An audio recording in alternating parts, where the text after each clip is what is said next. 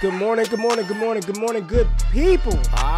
Yeah, you know what it is. Hard worker, scrappy, unfiltered, and sometimes unhinged football content. Hard to explain, but you know it when you see it. Doing it daily, our way. I don't know what you're talking about right now. Redraft and Dynasty Fantasy Football, we got you covered. You know their defense is ranked like 31st in the NFL? NFL draft prospects and rookies? Now you know you in the right place for that. Absolutely. All right, then stop saying it. Then we're done. And prop bets with my man Jay Rich. Count that money, man. Now wipe the crust out of your eyes. Get you a cup of coffee. It's time to wake your ass up with Ray G. You honestly are making absolutely no sense and you sound silly as hell. Good morning, good morning, good morning, good people. It is Thursday, March 24th, 2022. Y'all know who it is, man. Wake y'all ass up with your boy Ray G. Glad y'all are in the building. Just want to let y'all know the stream issues yesterday were worldwide. Worldwide across all YouTube platforms. Y'all weren't the only people getting kicked out, kicked in, banned, blocked, sitting in the waiting room. It was all across the YouTube world. I don't know what the hell was going on, but we should be smooth, clear, good to go today. No waiting room. Everybody should be in the building. I see Terrence, Marlon, first person to comment. Good morning to you, good sir. Ro, Caleb, Dalton, Mike A, always in the building. Appreciate you tapping in, Mike. Jay Peters, always here. AJ, our girl Jay, Will, Marlon, man, everybody. James in the building. Patrick, what's up? Ricardo, good to see y'all. Hope y'all have a fantastic Thursday heading into your Friday weekend. I think I'm smoke some tri-tips this weekend, man. You smoke them like a brisket. Get that good bark on it. It tastes just like brisket without having to stand there for like 13 hours and monitor that. Neither here nor there. I know you don't want to hear about my barbecue smoking sort of fiascos that I do on the weekend. We got too much shit to talk about today. We got a lot. Jay and I, we literally did the whole show last night in our pre-prep. We were talking about the trade, right? We're not going to bury the lead, the trade. Tyreek Hill to the Miami Dolphins. We were talking about this last night. And just the ripple effect, the butterfly effect from this trade, especially for those of us who play Dynasty Fantasy Football. There's a lot. Like, we just need to get to it. Jay, good morning. How are you, man? You're on mute. You're on mute. You're screwing up. We can't hear you. You're on mute. Start again. My apologies, but it's a great morning. It's crazy that the one day YouTube was down, no NFL news, light day. The next damn day, in my opinion, the biggest trade from a fantasy football perspective that we've seen in years. I don't think there's many trades, like even the Russell Wilson trade, I don't think this has as big of an effect on the NFL and fantasy football as this Tyreek Hill trade to Miami. Now, you were talking about the butterfly effect, and in chaos theory... Yeah, go ahead. Go ahead. The butterfly effect is the sensitive dependence of initial conditions in which a small change in one state of a deterministic nonlinear system can result in a large difference in a larger state. So a very small wide receiver getting traded to a very small market Miami Dolphins team has such a wide impact on bigger shit. Kansas City Chiefs, dynasty value, all of that. We're going to get to that really, really quickly. Matt Corral had his pro day. Matt Corral, quarterback out of Ole Miss. Look good to me. I mean, 6'1.5", 215 pounds. Looks like the ankle is fully healed. He's got the charisma, same way we talked about Malik Willis. You know, for me, I'm a big Malik Willis fan, but Matt Corral is my top-ranked quarterback in this draft class. We'll see how it plays out, man. I saw a mock yesterday, Daniel Jeremiah of NFL Network, who didn't have Malik Willis nor Matt Corral in round one. Put out a mock, no Malik, no Matt Corral. And if you were watching the NFL Network broadcast of Matt Corral's pro day yesterday, they pretty much laughed people out of the building for thinking that Malik Willis would be the number 2 overall pick, saying there's no way he's going to go number 2. They see him. I was listening to some other talking heads said mid to late 20s for Malik Willis in this upcoming draft. So just hold on to your butts and prepare yourself for absolute chaos come NFL draft time. I'm just telling you what the talking heads said. Said there's no way Malik's going 2. We're insane for thinking 3-4 quarterbacks in round 1. We'll see how it plays out. Matt Corral looked good to me. Had the mobility. The arm strength was on display. more conversations with Mike Tomlin. He seems to be in love with all the rookie quarterbacks. It's every rookie quarterback to Pittsburgh this year. We'll see how it plays out. I mean, we've got a couple of more pro days of consequence, and then after that, it's smooth sailing until the NFL draft. So we'll pick up our mocks. We'll start looking at ADP. We'll start putting players to teams. But at this point, the pre-draft process is a little bit over. And Jay, honestly, we might start looking ahead to 2023. I think it'd be a good exercise to start diving into that 2023 class for a lot of people who may not be familiar with a lot of the players outside of Bijan Robinson. CJ Stroud looked good. Chris Olave's pro day yesterday. I mean, it just might be a good exercise to start thinking about that 2023 class, man, because it's going to be a good one. And from that class, LSU star wide receiver Kayshon Boutte, the first bit of news that we got about his mysterious ankle injury, I thought it was an Achilles all along. Brian Kelly said they're trying to repair the relationship. He's not around the team. He had a second surgery. I love Kayshon Boutte. Thought he was, wide receiver 1 in the 2023 class. This is not good. Not ideal. Second surgery on Achilles, ankle, whatever it is. Not good. And he's not even with the team. And I'll just say this. He's not the level of prospect of Jamar Chase where he can sit out of football for 2 years and then waltz into being a top 10 pick. Not with Jackson Smith and Jigba in this 2023 class. Not with Jordan Addison. Not with some of these other talented wide receivers in 2023. Boutte needs to play, and I'm hoping it wasn't an Achilles injury and he's 100% healed up by the time his draft class rolls around. But Jay, hit on it. I mean, here it is. Tyreek Hill traded to the Miami Dolphins. The Kansas City Chiefs get back in return. The Dolphins, I think it's pick 29 this year. 29 or 30. They have both of those.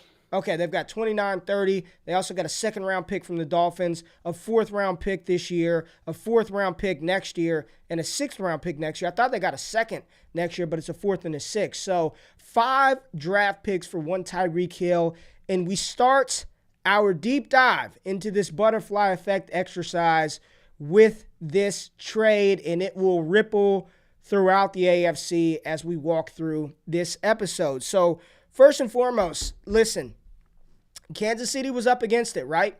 Do we want to pay? As soon as Davante Adams signed for an annual value of $28 million per year, Jay, I was saying this, everybody else, every receiver of consequence, DK Metcalf, Deontay Johnson, Terry McLaurin, A.J. Brown, CeeDee Lamb up next year with Justin Jefferson. And then as you just go down the line of all the top wide receivers in the NFL, they do not want anything less than $28 million per year. They want $31 million a year. Tyreek Hill saw Davante Adams get the contract that he got and said, Tyreek Hill, a full 2 years younger than Davante Adams, need to be the highest paid wide receiver in the NFL. And Jay, I'm just going to say, he's not the best wide receiver in the NFL from just a receiver standpoint, but he's the most lethal wide receiver weapon in all of football. It's him and then probably Jamar Chase. And when I think lethal, I think of players who nothing could be going on. Like they could have no catches, and then all of a sudden, one crossing route, one deep pass completely changes the outlook of the game. And Tyreek Hill displayed that versus the Buffalo Bills in the epic game, probably one of the best games we've seen in a decade.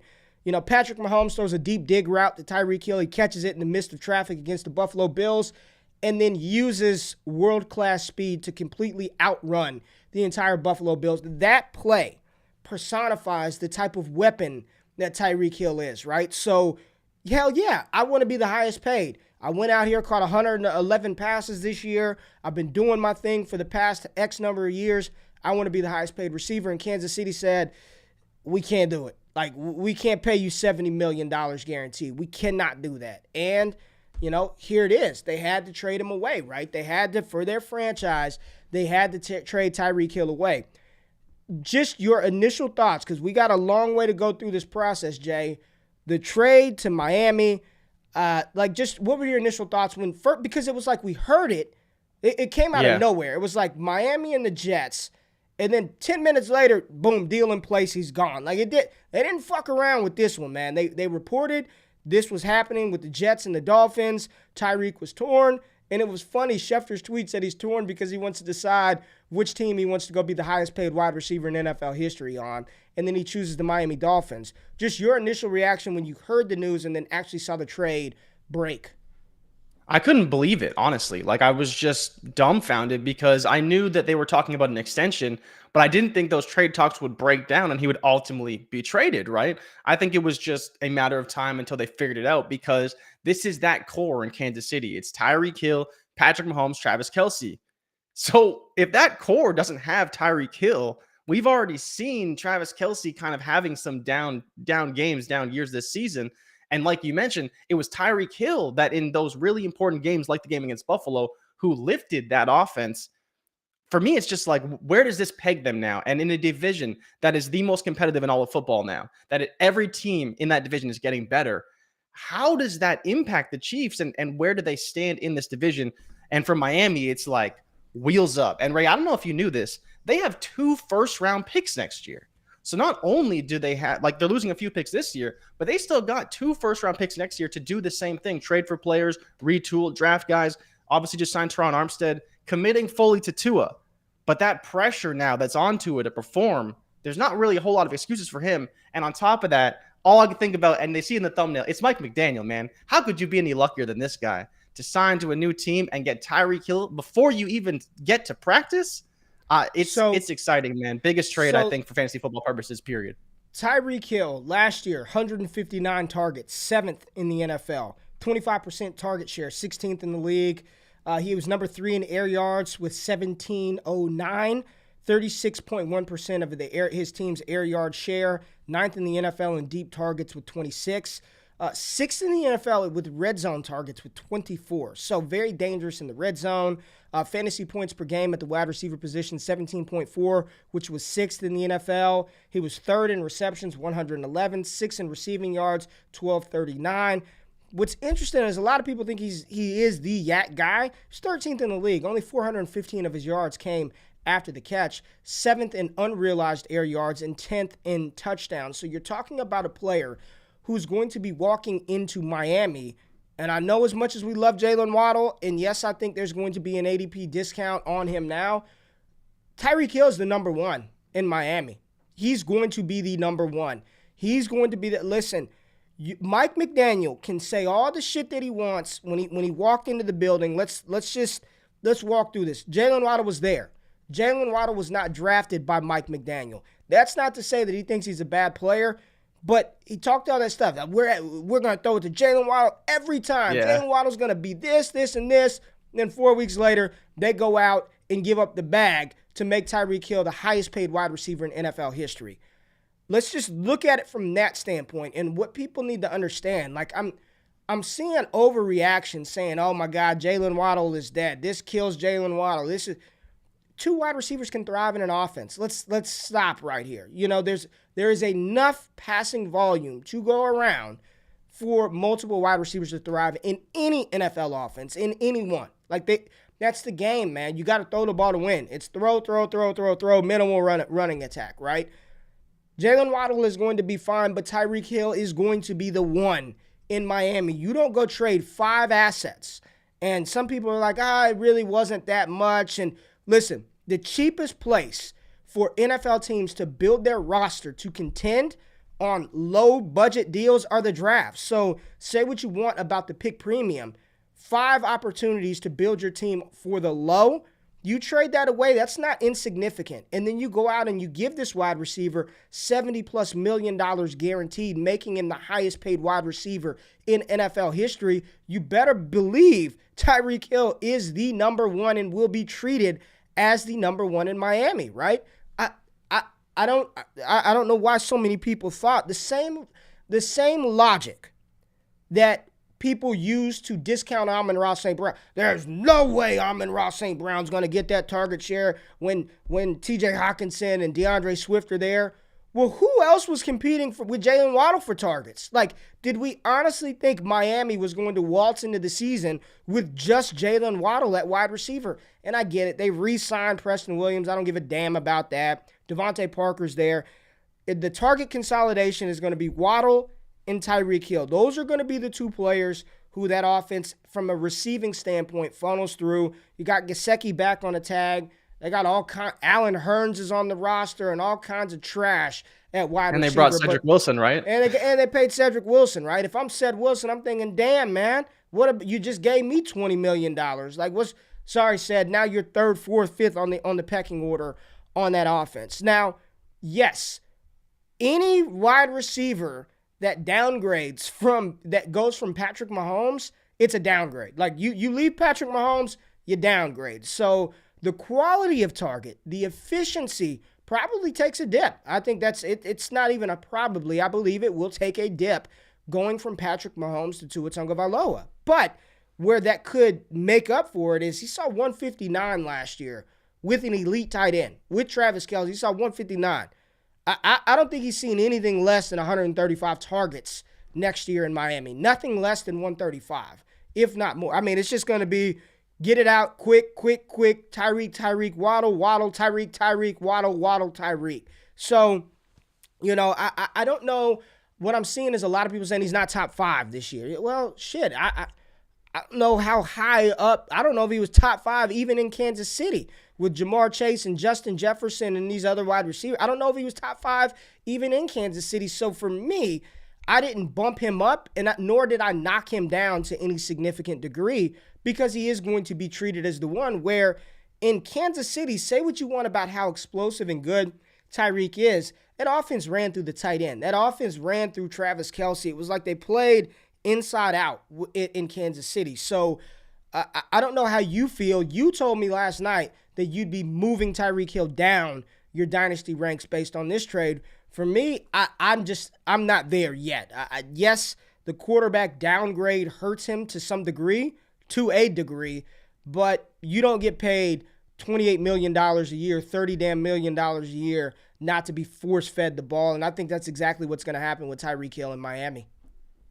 So the reason why I kind of brought that to you is not so much about Tyreek Hill's ability. It's more so about the offense. And you were saying to me, well, we don't really know what offense they're going to run. We're just projecting the Shanahan offense because of where Mike McDaniel came from. That's fair, but if we do project Tyreek Hill in that Shanahan offense, that 135 targets is not quite a ceiling, but very close to it because, again, they're more run heavy. Tua may only throw the ball 500, 550 times, depending on the success of that offense. But like you mentioned, and we'll obviously get into this, the AFC is loaded. You can't run the ball a ton and win in the AFC.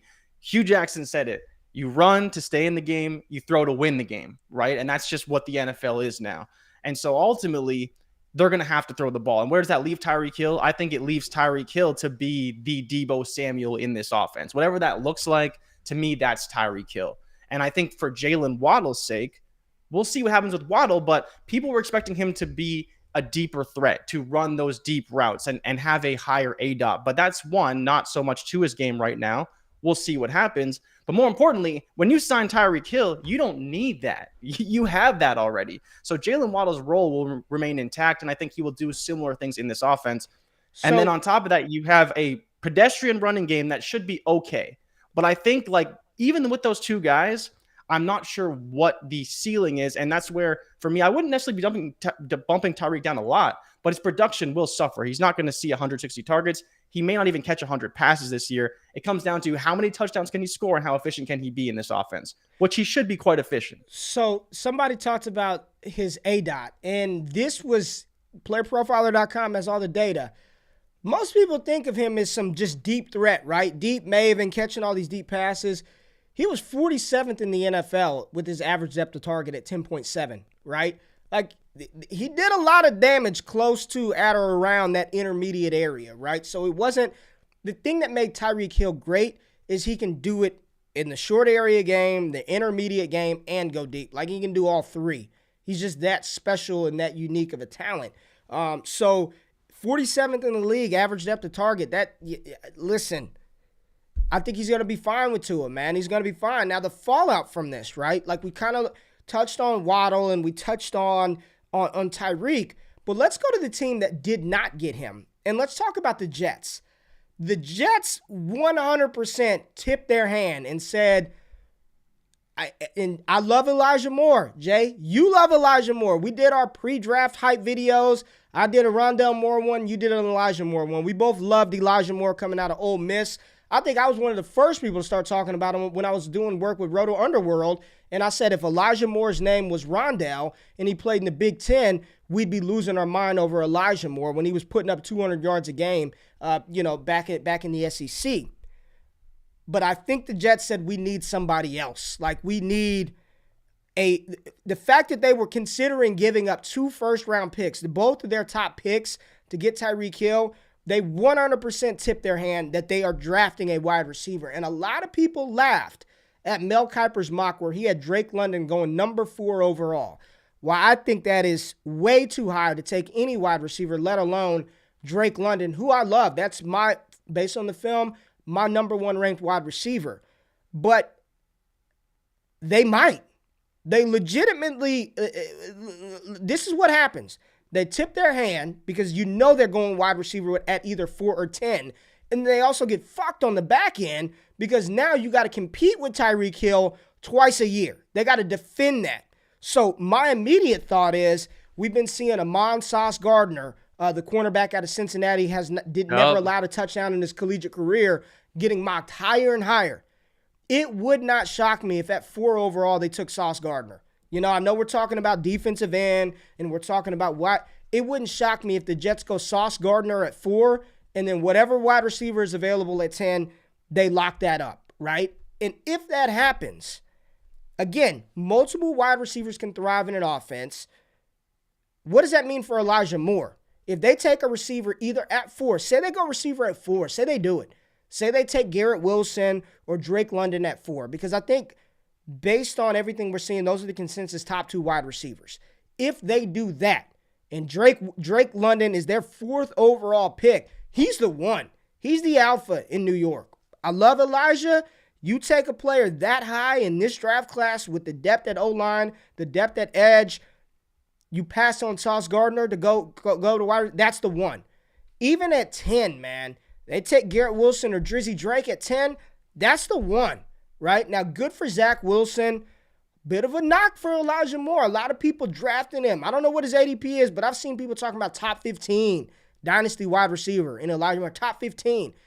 If Elijah Moore's top 15, if they take a receiver at 4 or 10, damn it, they got to be top 12 at that point because they are going to be, or at least have the opportunity to be the alpha in that offense. So the Jets kind of got screwed twofold here. One, they didn't get Tyreek Hill. Now they got to go draft a cornerback to defend him because they don't have that on the roster. They do not have that on the roster. It is a position of need for the Jets. And then 2, they want a receiver. That they just told us they desperately want a receiver. So they're probably going cornerback and wide receiver early in the draft. What does this do for Elijah Moore?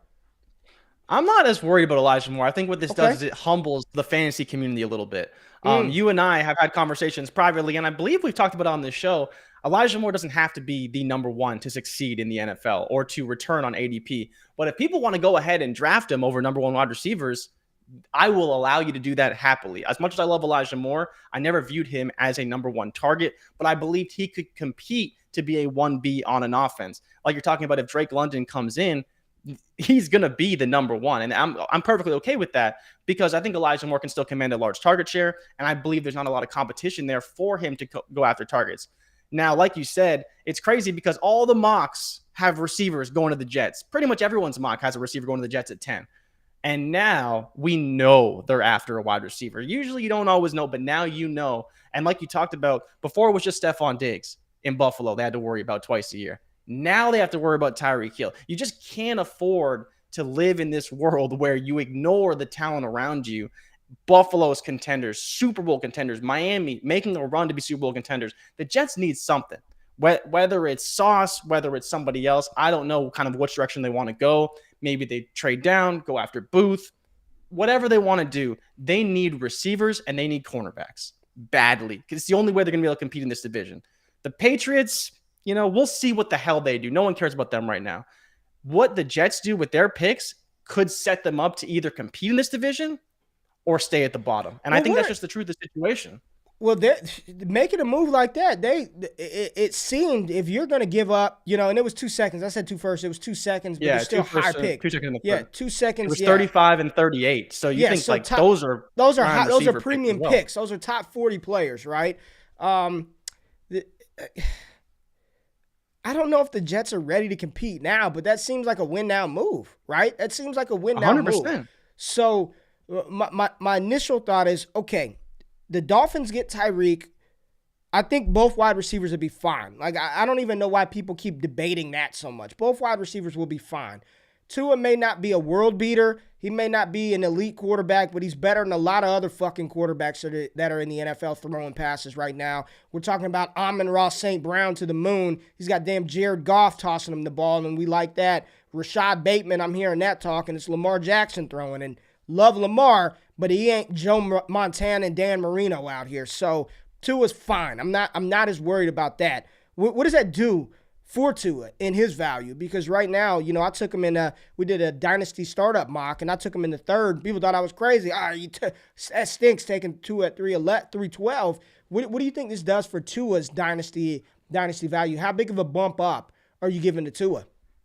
It's significant, right? It depends on, I guess, where people are slotting him in, but I have to imagine he's somewhere in the 20s, right? He's not going to be drafted probably as a top 20 quarterback. He'd be behind the Kirk Cousins. He might even be behind the Ryan Tannehills, depending on where you're at as far as ADP goes.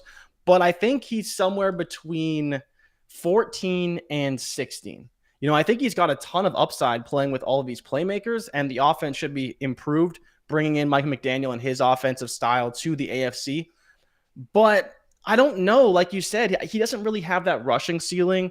Do we think he can throw for like 40 touchdowns? Not really, unless his volume just like goes really, really through the roof. So I think the problem is that with Tua, even though he's got all these players around him, tons and tons of talent, he's not really going to crack the top 12, because we're already talking about these rookie quarterbacks. How are they going to crack the top 12? Tua could, but he's not going to be maybe higher than 10 on one of his best seasons, unless he goes like MVP, Alabama God, Tua. He's going to be, somewhere in the back half of the first, kind of our quarterback one, maybe high-end quarterback two. Other than that, but I think what this does is it raises his floor. His floor last year was 16 pass attempts and 100 yards and no touchdowns. Now we can project more volume and more consistency from a quarterback that a lot of people really liked, but we didn't feel like he always had the best support around him. Now we should feel like he has that, and I believe you should be drafting him with more confidence. I think if you take him around QB 16, QB 17, you're good, but if he's going around 14, 13, 12, it's high as hell. And the upside is very limited because I just don't believe he can get there personally. But the talent is there and no excuses for Tua as far as I'm concerned. All right, I'm looking at startup ADP provided by DLF, who I think they do probably the best job with Dynasty startup ADP. They got him at QB 17, right? QB 17 coming off the board at 177. He's behind Matt Stafford, Malik Willis, Justin Fields, Aaron Rodgers, Trevor Lawrence, Jalen Hurts. And he's ahead of players like Derek Carr, Tom Brady, Kirk Cousins, Mac Jones, Matt Corral, Zach Wilson, Ryan Tannehill, and Matt Ryan. So right there where you said QB 17 coming off the board based on March 2022 startup ADP. Zach Wilson, we're looking at Zach Wilson. He's down here at QB 23. What do you think about Zach Wilson? I mean, they're going to get a wide receiver, so peg in whoever you like. I think it's Garrett Wilson or Drake London. That's what it's probably going to be. Garrett Wilson, Drake London. Where are you at with Zach Wilson and the Jets, who seem to be, listen, say what you want, but they seem to be doing everything in their power to surround their young quarterback with talent. I know we don't really love CJ Uzomah and where they signed Tyler Conklin as well. Like, we're not huge fans of those guys, but you draft Elijah Moore, you make the move to try to get Tyreek Hill. They're probably going to draft a wide receiver early in the draft. I'm still kind of on the fence with Zach Wilson. I'm still not all the way. I'm not all in, but I'm encouraged by what the Jets are trying to do around this young man. So what are you thinking about Zach Wilson and his dynasty value right now? At ADP, I really like it, honestly. And I think there's a time when you could get him lower than that, because there's still people who are very soured on Zach Wilson. And for people who are newer to the show, early on, Zach Wilson really struggled. But if you paid attention down the stretch, he continued to improve. And not just he improved, but the Jets improved overall. And I think, adding Elijah Moore into the fold for a whole season, obviously he dealt with injuries throughout the year, adding a Drake London or Garrett Wilson to this offense.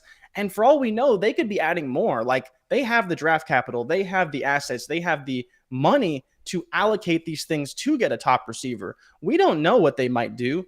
There's rumors that DK Metcalf could be on the trade block for a massive package.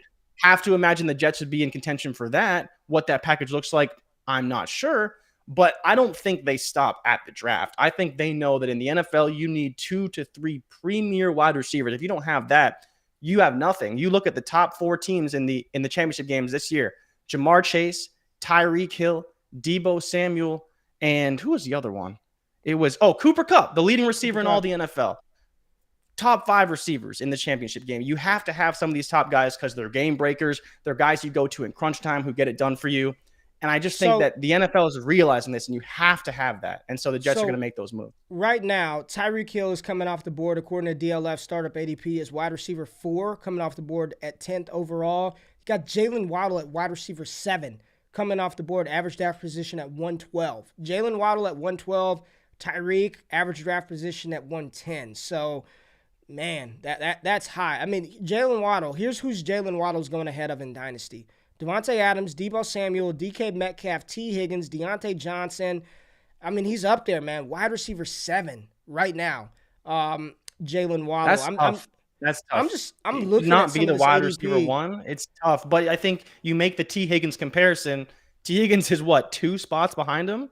3 spots. Would you 4 spots behind him? Waddle at 7, Higgins at 11. Would you rather Waddle at 112 or T at the 208 spot? He's coming off the board at pick 20. So I think you have to take Waddle just behind Higgins, and it just comes down to quarterback play for me, right?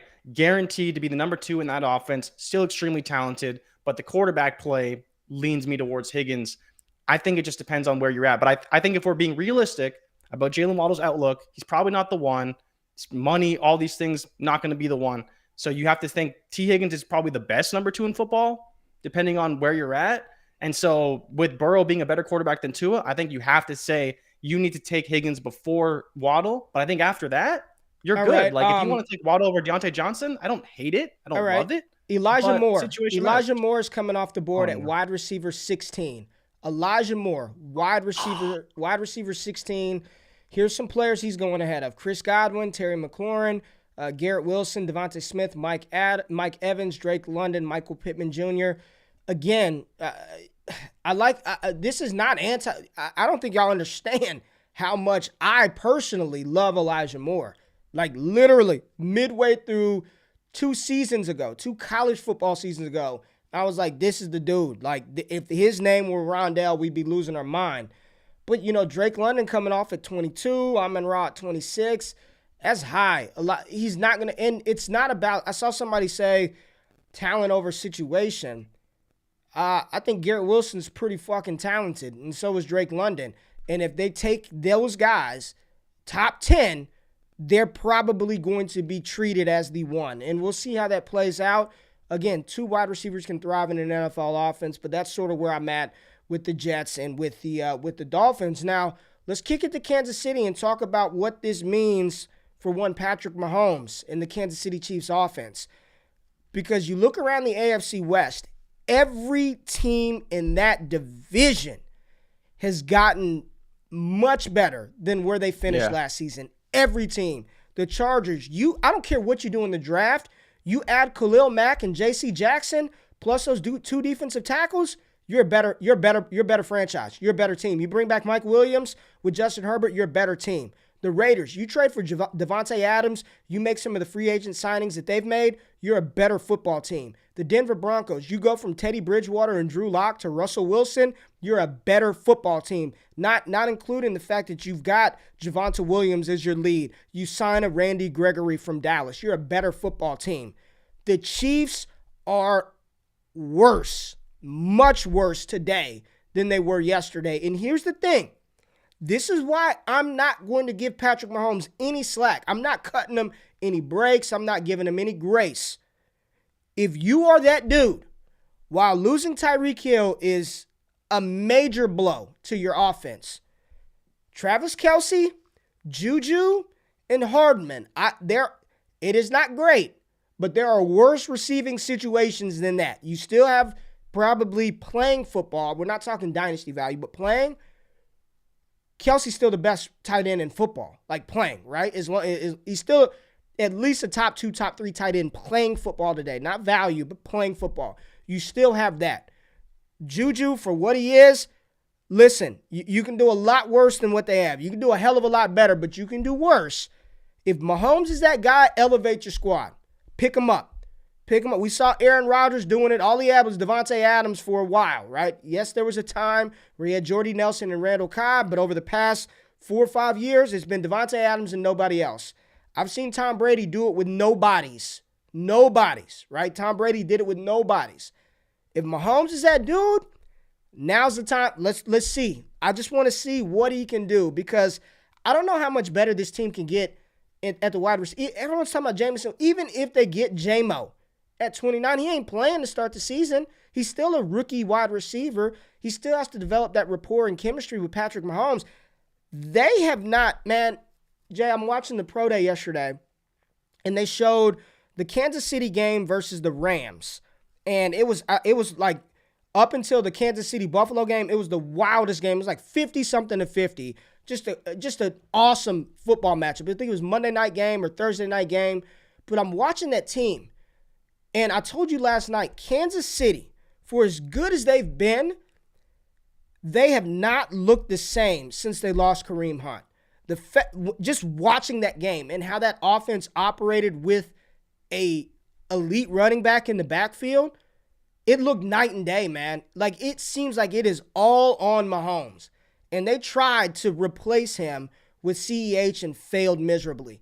But I'm watching that Chiefs team with Kareem Hunt, and all I can think is, man, if they had Jonathan Taylor, if they had J.K. Dobbins, if they had Cam, put any of the 2020 running backs, Antonio Gibson, put any of them in that backfield outside of Clyde. They have not looked the same since they lost the balance of that running attack, and they're trying Darrell Wood. They're bringing in Jerick McKinnon and trying all the Le'Veon Bell. Like, they're searching desperately because I think Mahomes needs that. As good as he is, that type of rushing attack takes so much pressure off of your quarterback and off of your offense. They're in trouble, man. And you asked the question last night. You were like, man, do they make the playoffs? I'm thinking, do they win the division? Not only did they lose the most dangerous weapon in football, Tyrann Mathieu gone. I think they lost a defensive back in free agency. This is not good for Kansas City. And we were really ready to anoint them as the next dynasty, and look how quick that changed, man. Look how quick situations change in football, and we do this this is why, man. This is a prime example of why.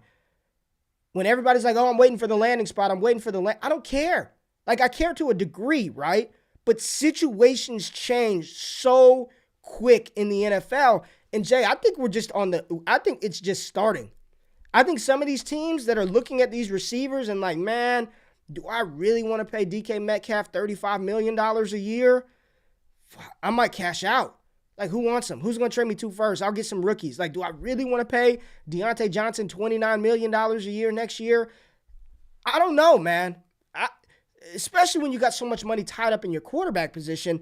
But what does this do for Mahomes, Kansas City, Juju? There's a lot of fallout here from this. The butterfly effect is real because I think they went from division favorites. You don't win Super Bowls in March, but it would be hard for me if I had to lay money on one side of this. It would be hard for me to say they're still the favorite in their division, man, let alone the AFC. AFC is brutal. Yeah, like you talked about, man, the AFC West, they're adding all these players. They're getting better. You know, the Chiefs only won 12 games last year. They didn't win 13. They didn't win 14. Lowest in the division was Denver, who won 7 games. So you're telling me Russell Wilson can't add 2 to 3 wins to that team? And 2 or 3 of those wins could come in division, could come in the conference.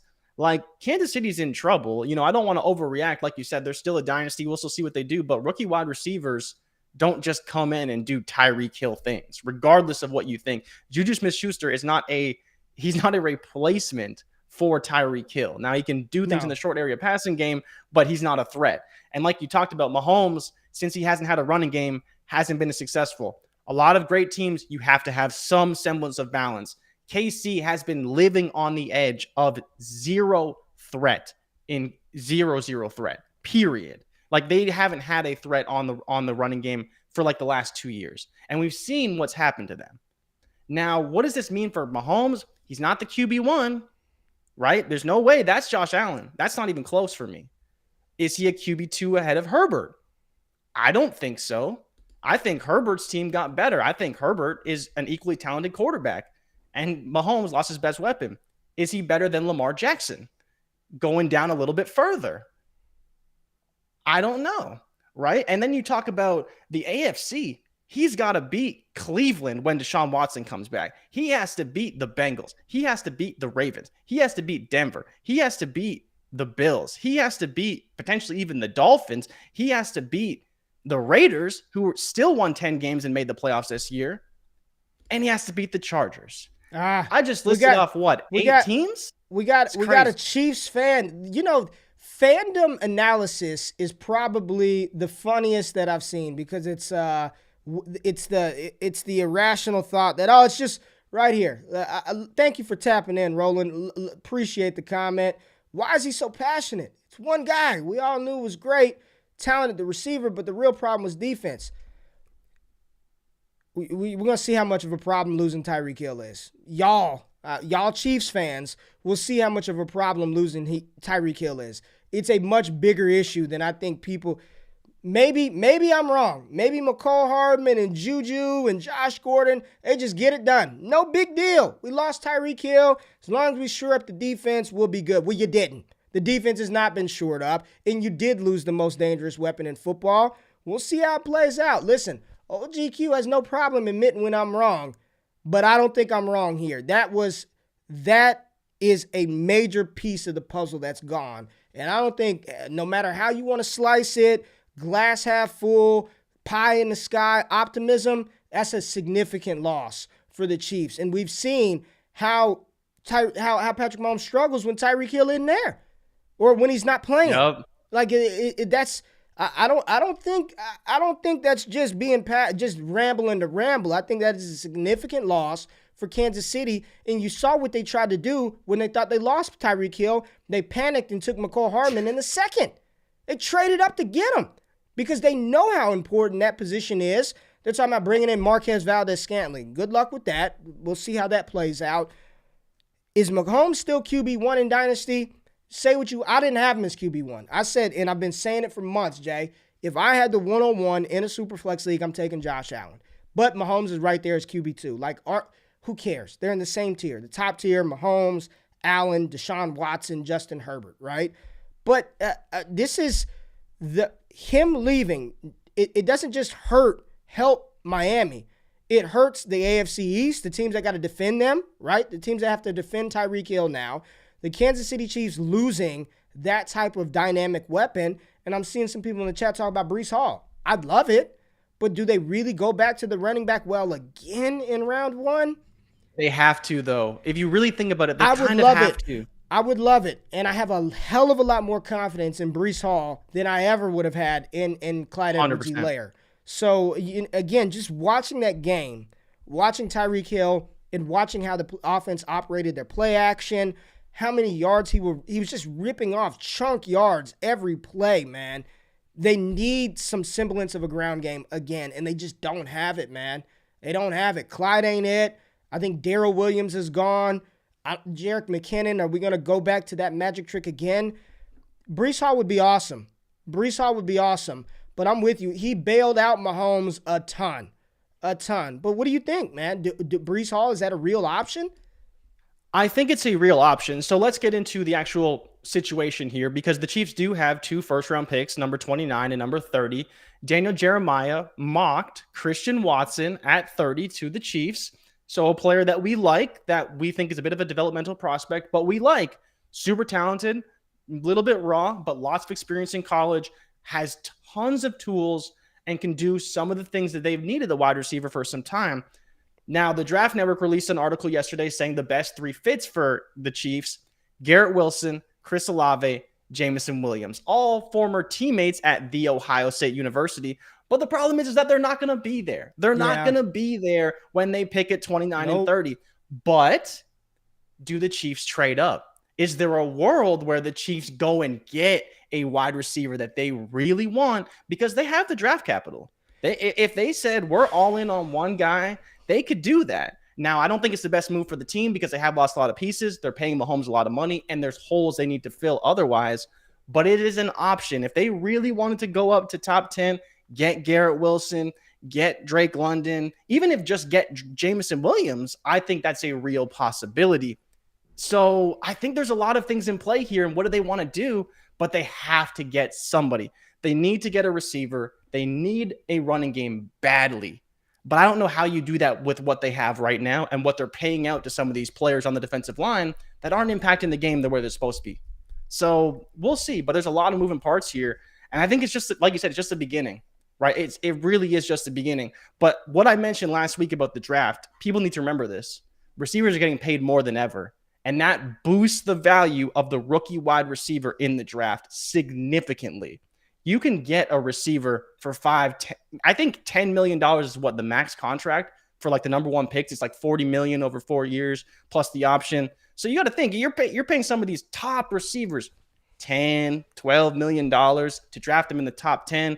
And it only goes down from there. So this increases the value of all these guys. And that's important when you talk about where these guys are going to go in drafts. Because with running backs, it's the opposite. You get them anywhere, plug and play, so they go late. But for receivers, you can only find them so many spots, and that elevates them all in the draft. So here goes Kansas City's. Let's just look at their top 100 picks this year in 2022. They've got 29 and 30 in the first round. So 2 first-round picks. They got 50, 62, 94, and I said top 100, but 103. They've got another pick, a compensatory pick in the third round. So they've got 6 picks within the first 100 in the NFL draft. It's a lot of draft capital to play with.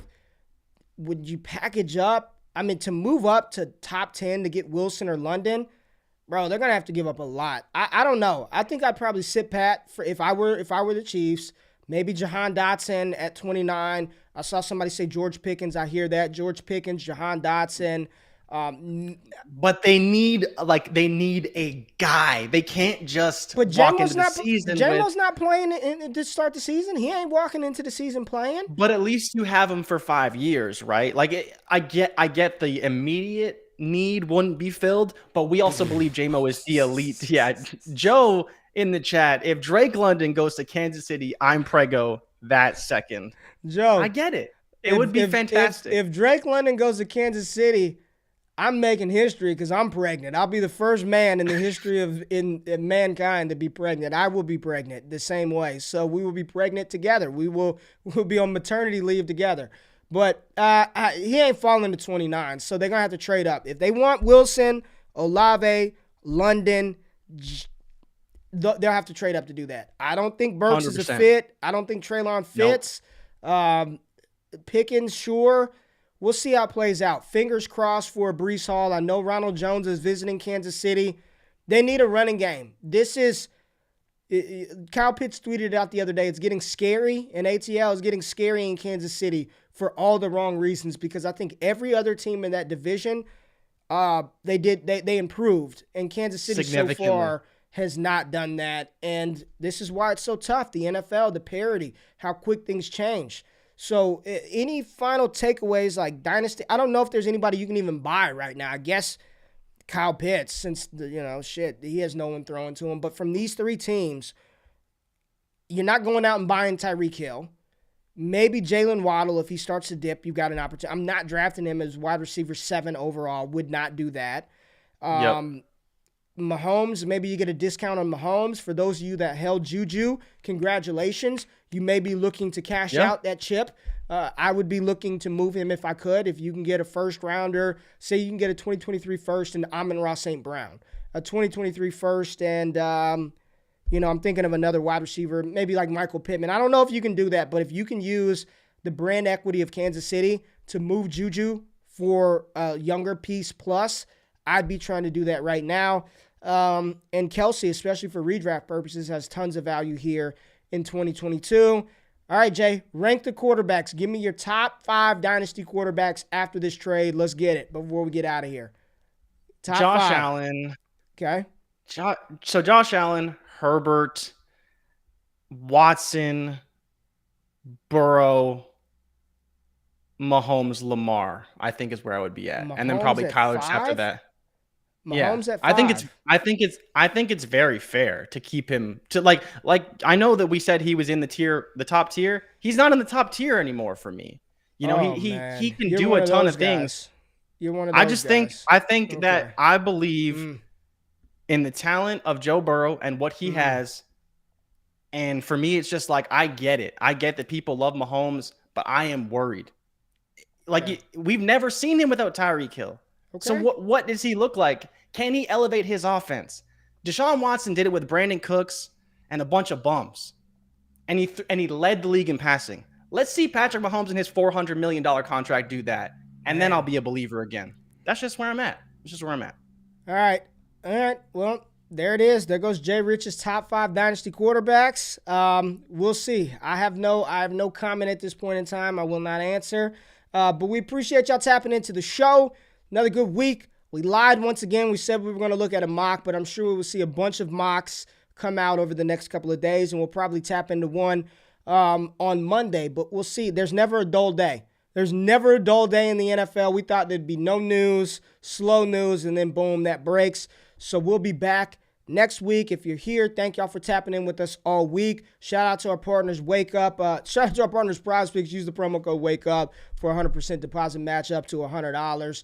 For first-time depositors, make sure you use that code Wake Up. Subscribe to the feed. All 400 of y'all that are in here, hit that thumbs up button. Help the algo out. Hit the thumbs up button. Comment. We love y'all. We appreciate y'all. We'll be back next week with more craziness. Y'all have a beautiful weekend. Be safe. Be blessed. Y'all have a good one, man. We out. Peace.